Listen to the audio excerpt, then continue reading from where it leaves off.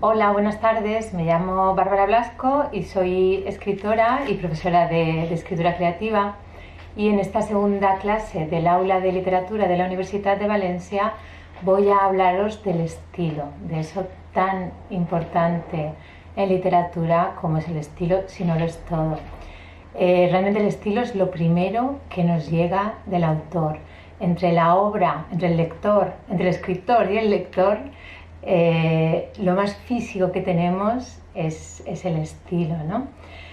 Y nos sirve además para responder a una de las primeras preguntas que nos planteamos habitualmente cuando nos enfrentamos a un texto, ¿no? Que es decidir qué es literatura y qué no. La frontera es bastante difusa. No solo en literatura, es muy espinoso el asunto de la objetividad en el arte.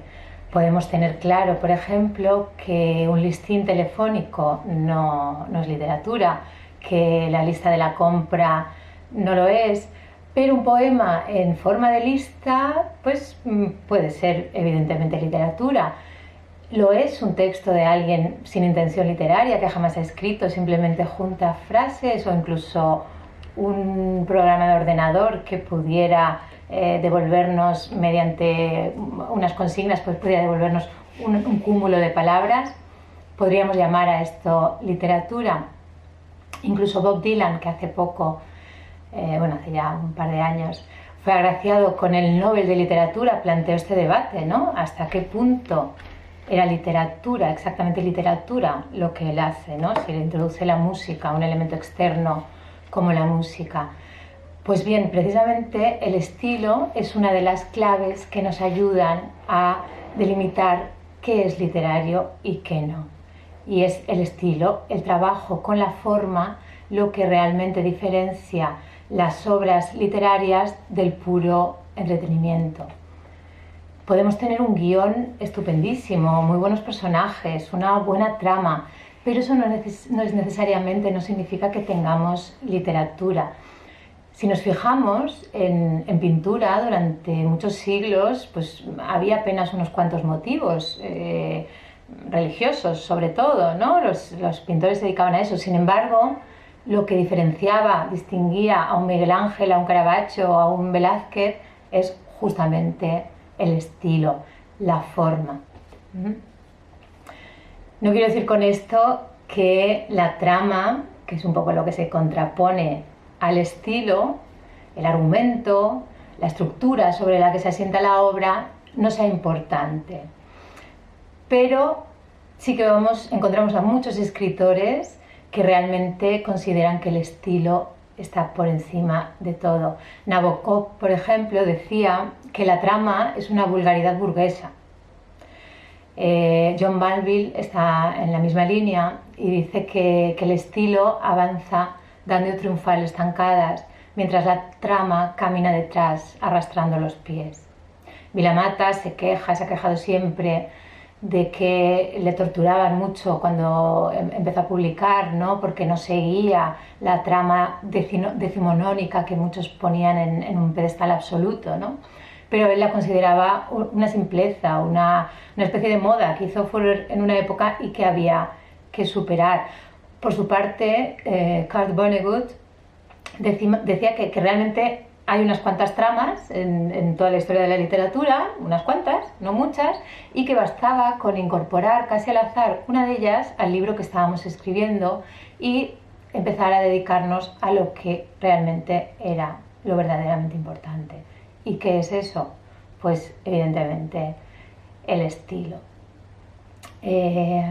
Una escritora brasileña, Clarice Lispector, fue también maestra de estilo y vio en sus primeros pasos cómo eran rechazados sus relatos que mandaba a los diarios con la excusa de que aquello eran solo sensaciones que realmente carecían de una acción narrativa. Por supuesto, tenemos muchísimos escritores que apuestan por el estilo. Estoy pensando también ahora mismo en Ariana Harwick, la escritora argentina afincada en París, que es puro estilo.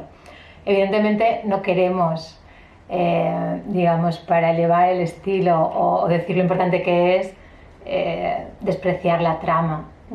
Es verdad que muchos bestsellers apuestan solo por la trama, pero bueno, si la trama está construida, es un gran logro que leamos un bestseller, aunque no esté bien escrito, y no podemos parar de leer, ¿no? Pero bueno, lo ideal es que se combinen perfectamente trama y estilo, forma y fondo, ¿no?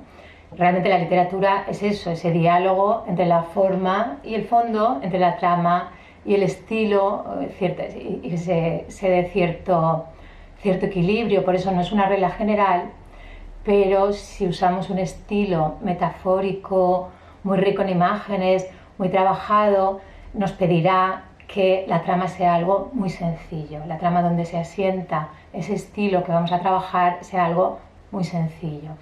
Y sin embargo, si construimos una trama con muchísimos personajes y donde suceden muchísimas cosas, pues vamos a tener que usar un estilo mucho más sencillo, un lenguaje más descriptivo, más objetivo. Eso no quiere decir que no podamos innovar, evidentemente.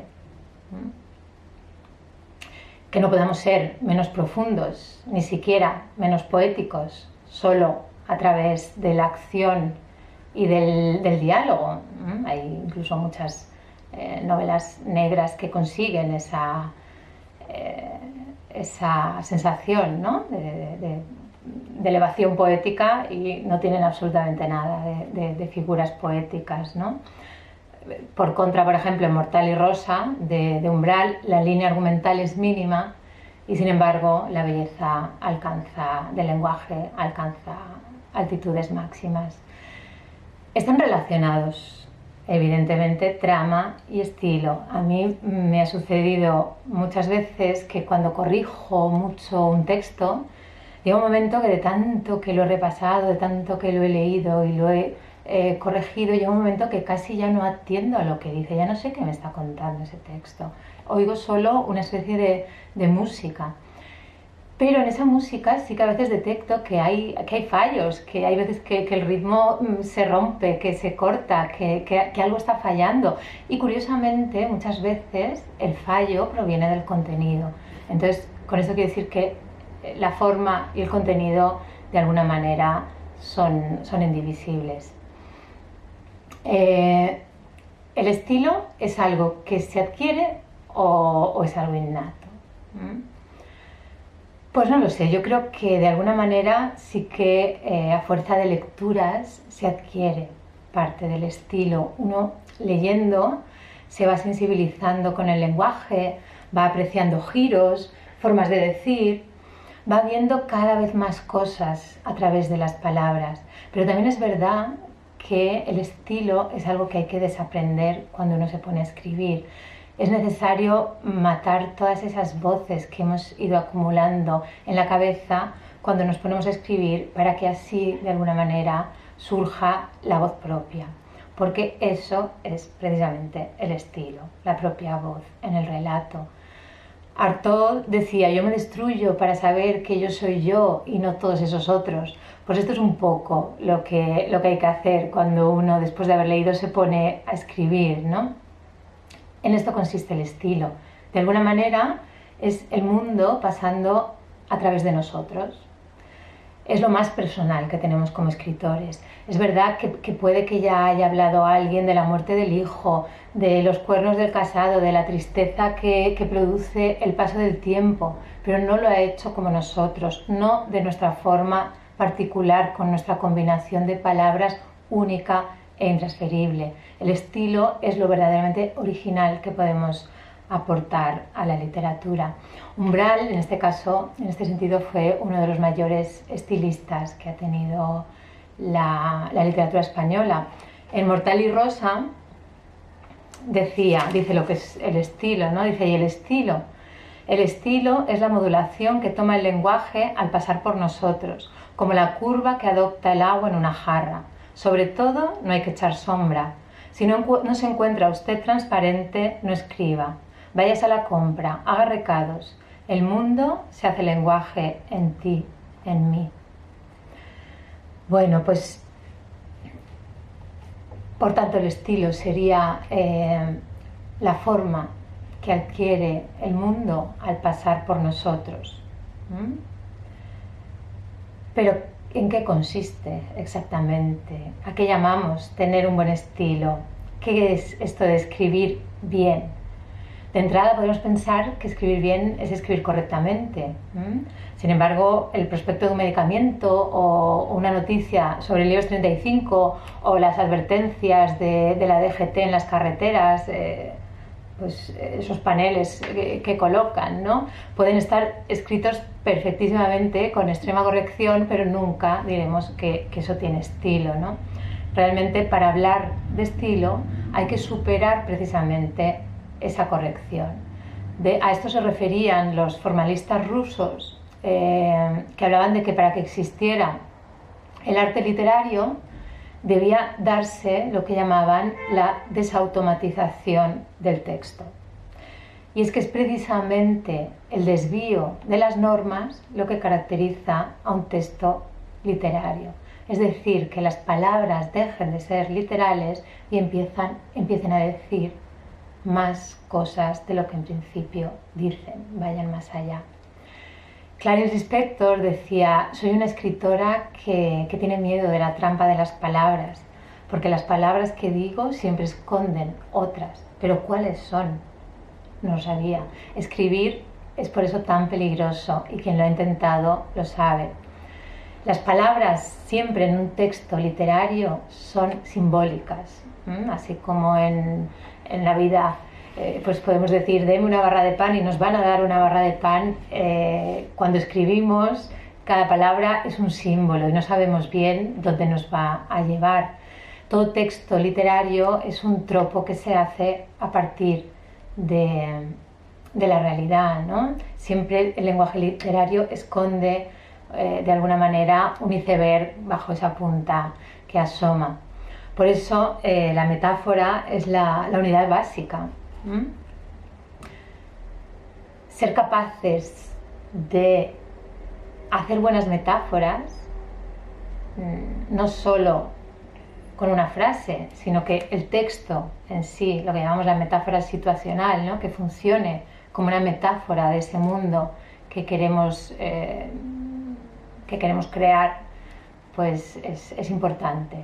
Me gusta mucho cómo expresa Ortega y Gasset el tema de la metáfora. Él decía que por una parte, por ejemplo, cuando hacía una metáfora de la mejilla, la rosa de tu mejilla, ¿no? Comparaba por una parte la mejilla real y por otra la rosa real. Y al metaforizarlas, lo que hacía es que realmente la rosa dejaba de ser rosa del todo y la mejilla dejaba de ser mejilla del todo. Chocaban esas dos realidades para, de alguna manera, desintegrarse y dar paso a una tercera realidad hasta entonces desconocida, que era pues ese híbrido entre rosa y mejilla, ¿no? Algo que antes no existía. Por eso decía que la metáfora viene a ser una bomba atómica mental, y es así precisamente como se construyen mundos diferentes, ¿no? Si bien es un medio de transporte, la metáfora de las palabras, es un rodeo, pero es la forma en que más rápido llegamos al sentido. Por tanto, una de las características del estilo es ser capaces de sugerir con el lenguaje, de ser mucho más expresivos de lo que es el lenguaje literal. Y una de las herramientas básicas que vamos a tener va a ser la metáfora. Por eso, el primer ejercicio que quiero plantearos es que creéis algunas metáforas a partir de algunos elementos, de algunos términos reales que os propongo. Este ejercicio es maravilloso para hacer con niños, porque los niños conservan esa inocencia y esa pureza, igual que dibujan fenomenal sin haber aprendido a dibujar, ¿no? Con muchísima gracia. Pues lo mismo con el lenguaje, ¿no? Os voy a poner unos ejemplos precisamente de metáforas hechas por niños para que luego con las palabras que yo os proponga tratéis de hacer lo mismo. Les preguntaron, por ejemplo, a niños de entre 9 y 12 años les preguntaron que hicieran una metáfora, les pidieron que hicieran una metáfora sobre la verdad. Y Marcelo, de 10 años, dijo un reloj dando las 12 en punto. Sobre la mentira, dijo Claudio, una pelota pinchada. Sobre la tristeza, Ramón, una casa que se llueve. Sobre el miedo, un mono chillando, dijo Claudia. Sobre la muerte, María dijo una casa sin puertas. Sobre la abuela, Elda, un moño arrugado. Y Rosana, cuando le pidieron que hiciera una metáfora sobre la familia, dijo una mandarina con gajitos dulces. Bueno, pues os propongo que escribáis una metáfora para cada término que os doy. El primero es el remordimiento, el segundo, la siesta en verano, el tercero, el deseo y el cuarto, el Congreso de los Diputados.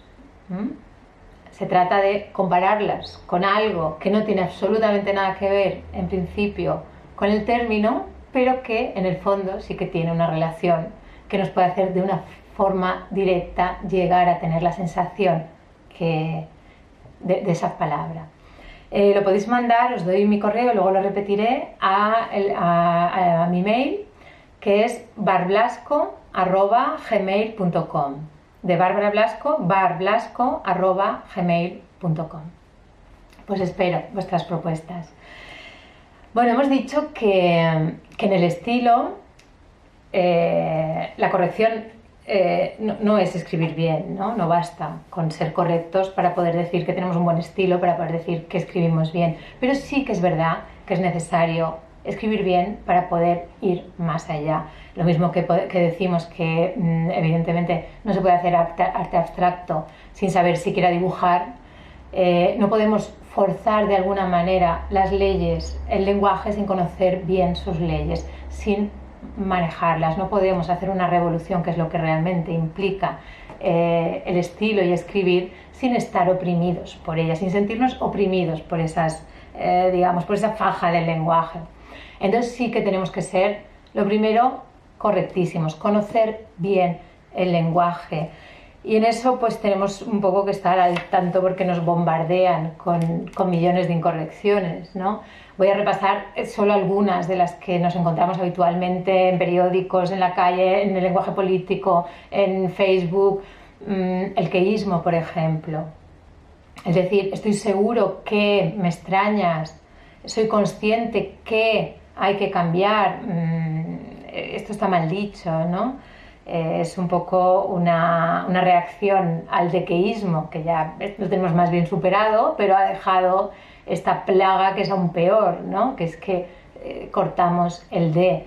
Basta con cambiar la oración que sigue, estoy seguro de esa oración, que basta con cambiarla por un sustantivo, por algo, para saber si tenemos que usar el de o no. Estoy seguro de algo, yo soy consciente de algo, me alegro de algo.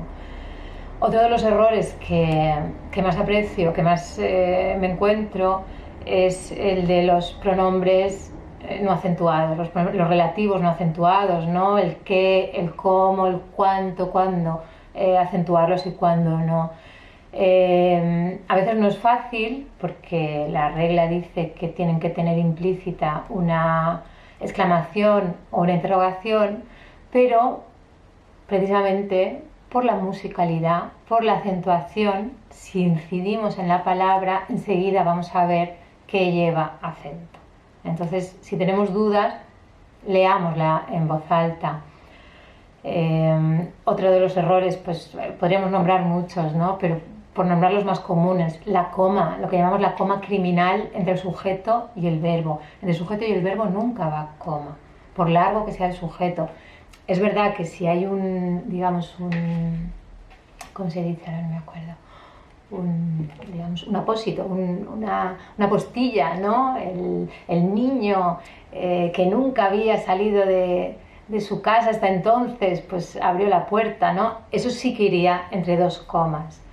Pero el sujeto, aunque sea muy largo, nunca debemos, y aunque nos parezca que hay una pausa natural entre sujeto y verbo, no debemos poner coma. Y por último, sobre corrección, el gerundio. De los casos más sangrantes, de los delitos mayores que se cometen en el idioma español, se hacen con el gerundio mal empleado y en parte precisamente por el lenguaje legal, por el lenguaje del derecho. El gerundio siempre ha de emplearse como una acción que es simultánea o inmediatamente posterior a la del verbo principal. Entonces, si yo digo, por ejemplo, una frase, hice el examen poniendo al final la firma, esto es una tontería, porque quiere decir que yo he estado todo el rato haciendo un examen y firmándolo al final, todo el tiempo, ¿no? No podemos. Simplemente pues, hice el examen y luego puse la firma al final. Bueno, evidentemente no basta con corrección solo para escribir bien. Otra de las premisas fundamentales es la claridad. El lenguaje no puede ser una barrera con el lector, sino que tiene que ser un puente para llegar a él. Yo ante las prosas oscuras y alambicadas siempre me pregunto qué estará tratando de esconder el autor. Falta de ideas, qué tipo de complejos, no lo sé. Porque es verdad que en literatura siempre, ¿no?, ha habido a veces cierta moda por el oscurantismo o por cierta pedantería o cierto intelectualismo, ¿no? Por a veces hacer oscuro el mensaje.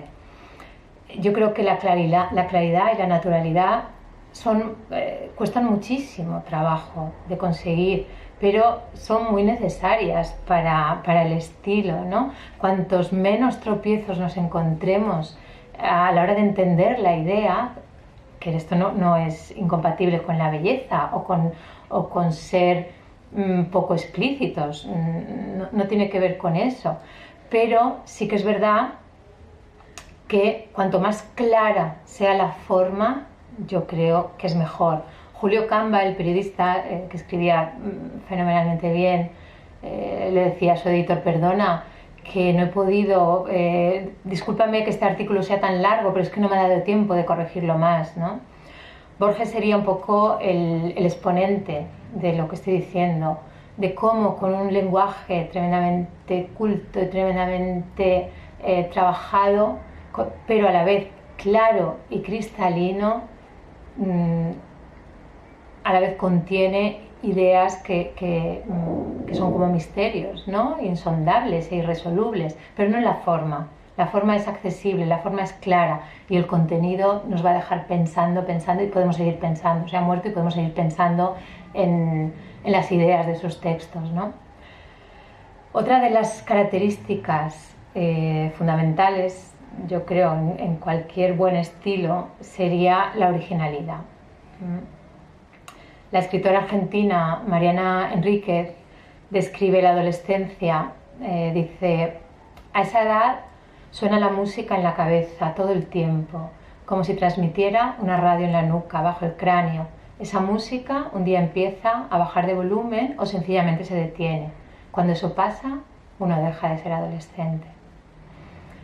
Creo que la originalidad es fundamental en el buen estilo. La forma de mezclar las palabras debe sorprender al lector, debe aportarle algo novedoso. No podemos pretender tener buen estilo y seguir diciendo que se pone rojo como un tomate, que es pobre como una rata, seguir hablando del manto verde de la pradera o de que tenía los dientes como perlas. Tal vez en su día estas fueran imágenes, metáforas que fueran unos grandes hallazgos y tienen su fuerza expresiva, pero hoy en día el problema es que están tan sobadas, se han repetido tantísimas veces que no dicen absolutamente nada, son invisibles.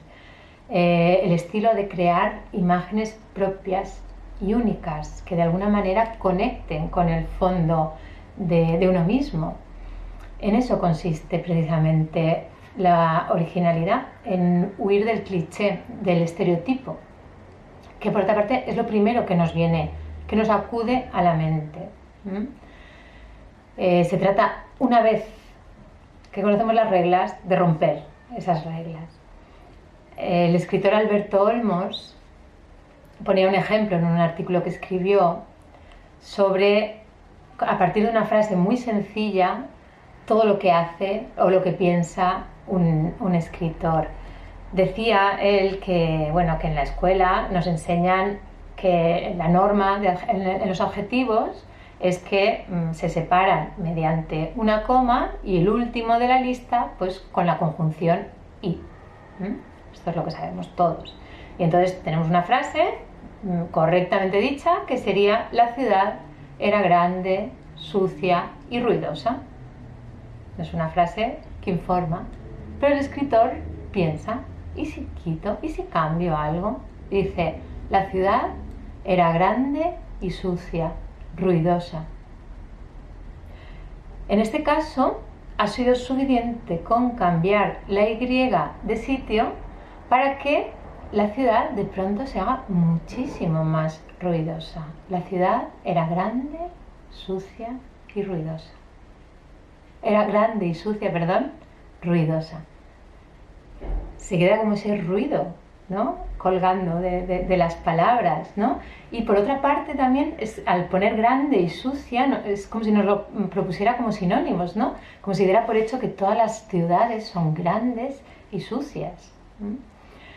Hay más opciones. El escritor puede decir: la ciudad era grande y sucia y ruidosa.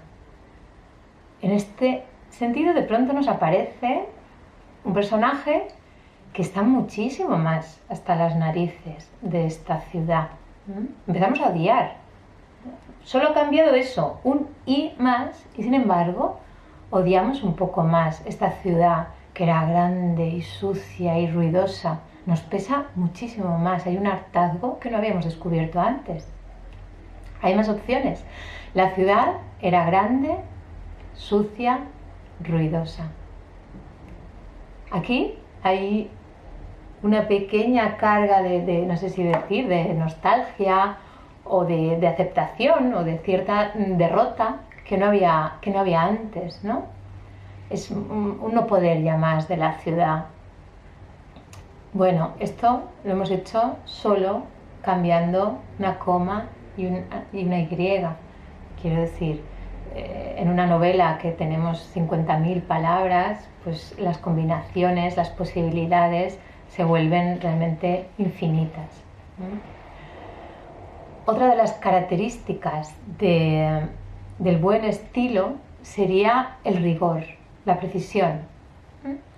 Algo que tiene la poesía, aunque no lo parezca. La poesía justamente es precisión, mide muchísimo la palabra y cómo se usa, ¿no? Y lo que decimos, lo que hemos dicho ya, ¿no?, que la metáfora, aunque parezca que sea un rodeo, realmente es una forma mucho más directa de llegar al lugar deseado, ¿no? Por tanto, busquemos el sustantivo exacto, no digamos cosa, algo, cuestión, sino un sustantivo preciso que podamos ver.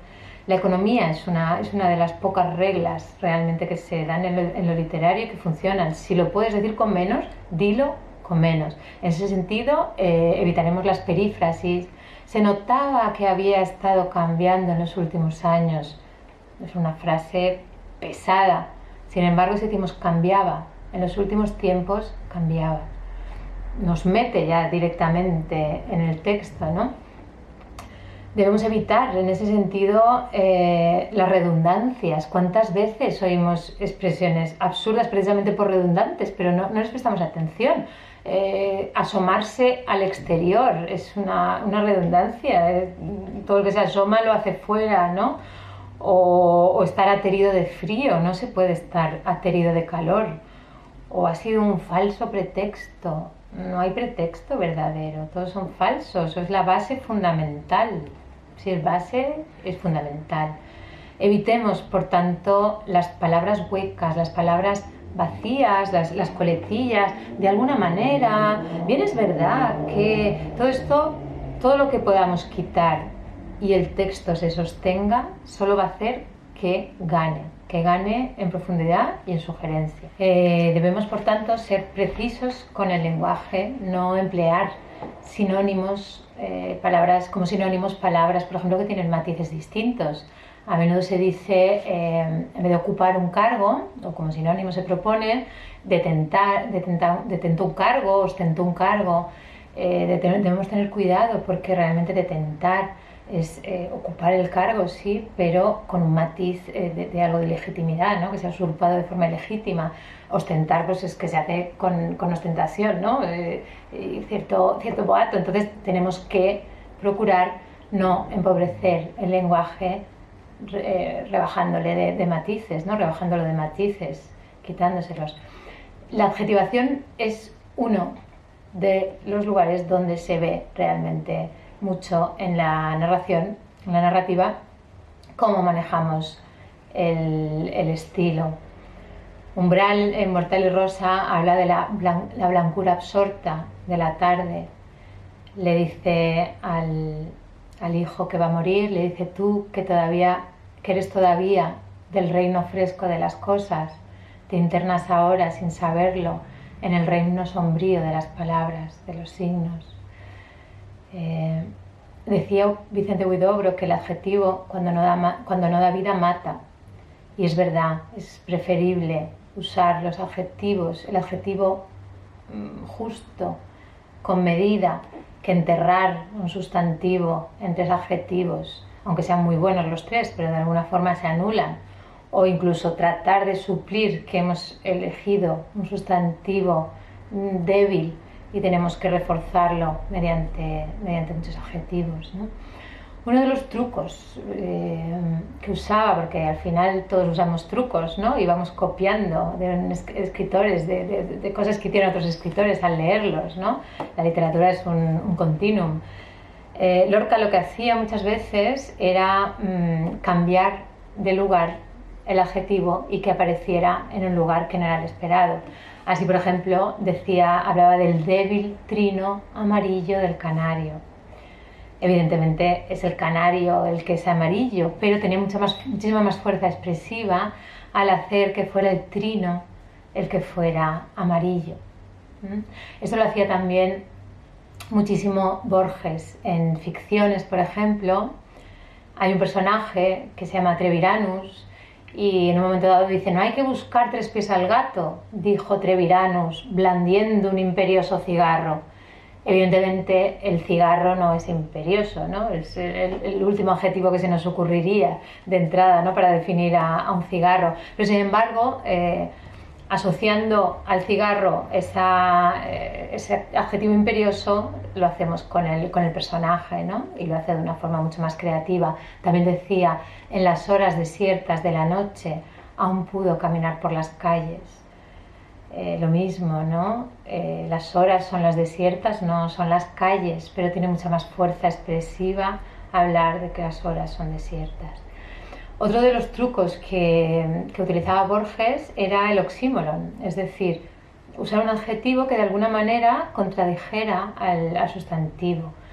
Se da muchas veces la paradoja de que hay alguna verdad, ¿no? en esa contradicción. Y por eso a veces, pues, en uno de sus relatos decía: una puñalada feliz le ha revelado que es un hombre valiente. La puñalada, pues, no es feliz, ¿no? Pero podemos entender ese adjetivo. O decía: la paradójica verdad es que existen en innumerable número. O con ávido sigilo habló un hombre de voz gutural. Ávido sigilo. Parece que es contradictorio y sin embargo crea una imagen muy poderosa y muy exacta. Él mismo decía, en uno de sus textos, el mismo Borges decía: a mí, bárbaro inglés, me ha sido deparado revelar este misterio diáfano. Evidentemente los misterios son oscuros, no son diáfanos, pero funciona muy bien, ¿no? Esa sorpresa que además tiene algo de verdad.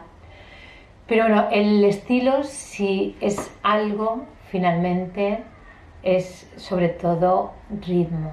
El estilo es música. y se consigue mediante muchísimos elementos de los que muchas veces no somos conscientes, ¿no? Algo nos suena bien, pero no sabemos exactamente bien por qué. Hay veces que necesitamos una frase corta, a veces una frase larga, a veces necesitamos repetir palabras para crear ese sonsonete, ¿no? No como un error, sino una repetición, como una figura literaria, ¿no? Necesitamos repetir formas sintácticas para hacer un paralelismo, ¿no?, entre distintos elementos. Claramente hay un mensaje que tiene que ver con el significado, y luego hay otro mensaje que tiene que ver también con el sonoro, que de alguna manera corre en paralelo. Y es que las palabras tienen varias dimensiones, ¿no? Por lo menos se me ocurren tres: el sonido, el significado y también la grafía, ¿no? Cómo se escriben. Y entre esas tres variables pues se desencadenan un montón de emociones, de sugerencias, ¿no?, de capacidad expresiva de las palabras. Cuando yo digo árbol, yo no sé qué veis. Hay gente que ve la imagen, un árbol en concreto. Hay algunos que verán un roble, otros que verán un olmo, cada uno verá lo que verá, ¿no?, las hojas o el tronco. Hay gente que ve letras. Yo veo más bien algo de imagen, pero veo mucho la grafía de la palabra, ¿no? Hay gente que ve sonidos, que ve colores, que ve olores con las palabras, lo que llamamos sinestesia, ¿no? Entonces lo que inspiran las palabras es algo realmente que sucede en la intimidad de la mente de cada uno. Y estoy poniendo ejemplos de palabras concretas, ¿no?, como árbol. Si digo lascivia, pues, que es abstracta, pues aquí todavía será más difícil, ¿no?, que coincidan lo que pasa en la mente de cada uno, ¿no? Yo veo, por ejemplo, una lengua arrastrándose por los dientes y veo amarillo, veo el color amarillo, pero no tengo ninguna razón para decir por qué la lascivia para mí es claramente amarilla y no puede ser más que amarilla, ¿no? A medida que vamos juntando palabras, las posibilidades expresivas se van incrementando, los sonidos van construyendo casi una sinfonía, y no llega a ser un proceso del todo consciente, aunque es verdad que el significado tendemos a que prime, ¿no?, sobre la forma, ¿no?, sobre el sonido y la grafía. Cada año, cuando se hace el ranking de las palabras más hermosas, ¿no?, pues salen palabras que suenan bien, pero además que el significado pues es más o menos bonito, ¿no? No suelen salir palabras de cosas feas, ¿no? Ha salido efímero, superfluo, petricor, ojalá, arrebol. A mí, por ejemplo, me gustan mucho las palabras que acaben en sía, celosía, ambrosía, me suena bien. O con M y B, herrumbre, umbrío, sombra. Me parece que tienen una profundidad que le da la palabra ya desde la forma, ¿no? Es subjetivo, pero aun siendo subjetivo, casi todos reconocemos que hay palabras más feas que otras. Nadie dirá, uy, ¿cuál es tu palabra preferida? Aparcamiento, circunvalación. No son palabras bonitas, ¿no? Y luego hay palabras, he de decir que mi palabra preferida no es una palabra que suene bien, que tenga un buen sonido. Sin embargo, la combinación entre la grafía y el significado me maravilla. Es la palabra reconocer, que no sé si os habéis fijado, pero es una palabra que es un palíndromo, que se escribe exactamente igual de delante a atrás y se lee igual de atrás hacia adelante, y justamente pues tiene que ver con el significado, ¿no? Es como si la palabra se girara sobre sí misma y se reconociera. Bueno, a veces que se da en las palabras esa consonancia entre sonido y significado. Hay palabras que directamente llevan el sentido en su propia forma de ser, ¿no?, en su propia forma. Escupitajo, zasca, o chisporrotear, siseo, saltimbanqui, pellizcar, leve. Son palabras que se adaptan muy bien, pero hay otras que hay, para mí, para mí, yo creo que para más gente, ¿no?, cada uno tiene las suyas, cierta disonancia entre el sonido y el significado. Por ejemplo, yo cuando digo pingüe, ha obtenido pingües beneficios, me parece que tienen que ser ridículos, porque la palabra es muy pequeña, es muy ridícula, no es pingüe, es casi saltarina, ¿no? O cuando tiene que ir un perito. Bueno, a mí me parece algo gracioso un perito, no tiene la seriedad o la banca pichincha, ¿no? Que da de todo menos tranquilidad y confianza, aunque sea muy, muy buena banca, que no lo sé, ¿no? Pero hay nombres que sí que de alguna manera nos llevan y tenemos que ser conscientes también de esa vida secreta, de alguna manera, de las palabras, de cómo los sonidos condicionan el mensaje. El fonema, por ejemplo, el fonema R es muchísimo más fuerte y nos lleva a expresar pues movimiento, fuerza, rabia, ¿no? Correr, rugoso, romper, son palabras que imprimen carácter. No es lo mismo que te llames Ramona que te llames Sonia, ¿no? Es de la misma manera una frase llena de eses nos va a llevar por la dulzura, ¿no? Por esa forma líquida de contar, de realidad mucho más resbaladiza. Como vemos, es inacabable el estudio de la lengua y de lo que produce, ¿no?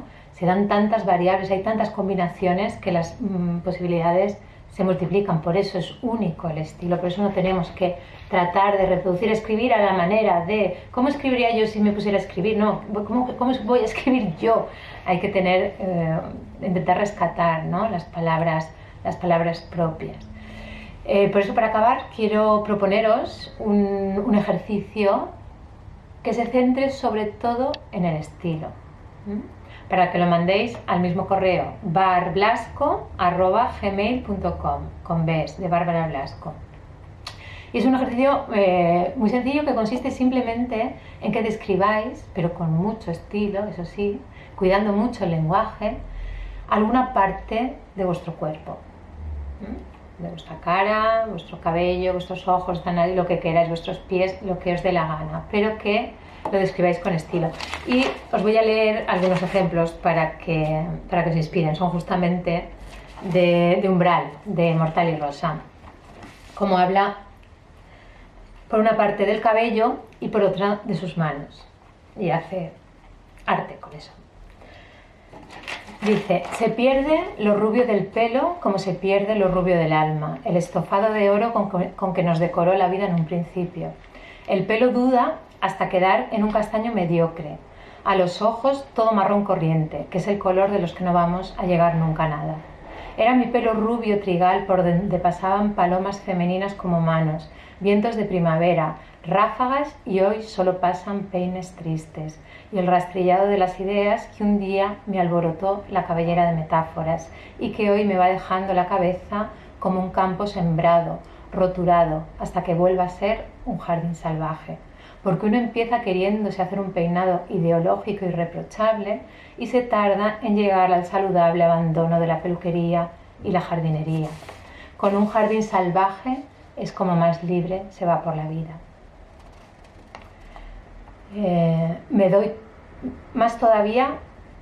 Me doy lacas, champúes, lociones, colonias y así me va. El pelo era el penacho de la imaginación y a medida que tenemos menos imaginación vamos teniendo menos pelo. La frente entra profundamente en la cabeza, como si yo pensase más que antes, aunque la verdad es que pienso menos. Todo lo que antes hacía nido en mi pelo, sueños, aves, bocas, cielos, fuegos, pasa ahora de largo, me sobrevuela y solo en muy raros días se siente uno la cabeza poblada, habitada, y piensa que algún pájaro raro ha hecho nido en ella con mimbres de pelo y de amor. Sigue, pero con este ejemplo vale. Las manos ahora. Las manos, mis manos, una mano más oscura y la otra más clara, como si yo hubiera tenido un abuelo marqués y otro metalúrgico. Las manos tienen todavía el molde de la mano cainita, la estructura de la mano asesina y depredadora del antropoide, del primer hombre, del último homínido. De modo que no hay manos inocentes, manos blancas que no ofenden, quizás son las que más ofenden. Mi mano derecha está más trabajada, ha vivido más, tiene como mayor biografía. Mi mano izquierda es más femenina, más sensible, posa y vuela. Marta y María, las manos. No hay igualdad en la vida. La discriminación la llevamos en nosotros. Una mano es siempre más aristocrática que la otra y la otra mano es más laboral, más violenta, más sufrida. ¿Cómo superar eso? Hay que llegar a un mundo de ambidiestros. Los obreros trabajan con las dos manos, han conseguido la paz y la reconciliación entre sus manos, que quizá es la mayor y mejor paz que el hombre puede conseguir en sí mismo. El intelectual, el burócrata, el que escribe, el que habla, tiene una mano pública, activa, laboriosa, y la otra mano, generalmente la izquierda, como muerta, amortajada de blancura, momificada, posada. Eso revela el desequilibrio de nuestra vida, el desnivel de nuestra alma.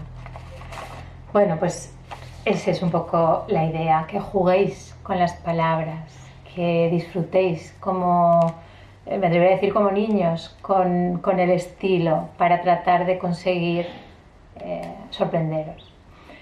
Y eso es todo por hoy. Espero los textos y os emplazo para una próxima sesión que será con Quique Parra, que vendrá a contarnos cosas del personaje, de cómo se construye un personaje. Hasta pronto.